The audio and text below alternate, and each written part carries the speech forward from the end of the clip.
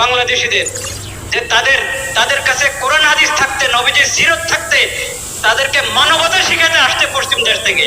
ঢাকায় জাতিসংঘের মানবাধিকার কার্যালয় স্থাপনের সরকারি সিদ্ধান্ত নিয়ে এবার সরাসরি মুখ খুলেছেন জাতীয় মসজিদ বাইতুল মোকাররমের খতিব, দেশের বরেণ্য ফকিহ ও আলেম মাওলানা মোহাম্মদ আব্দুল মালিক।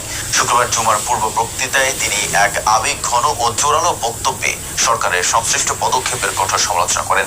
জুমার খুতবার মিম্বরে দাঁড়িয়ে তিনি বলেন, গুরুত্বপূর্ণ কোনো বিষয়ে মসজিদের ইমাম খতিবের কারোর সঙ্গে পরামর্শ করা হয় না, শুধু পানি পড়া আর দোয়ার দরকার হলে তখনই আমাদের স্মরণ করা হয়। কাকে এখানে পাঠাবে, কাকে জিম্মাদারি দিয়ে পাঠাবে একজনকে পশ্চিম দেশ থেকে, জাতিসংঘের পক্ষ থেকে? আবাসিক সমন্বয়কারী। ওই আবাসিক সমন্বয়কারী কি জানেন? সমকামী। বলেন নাউজুবিল্লাহ। যদি বর্তমান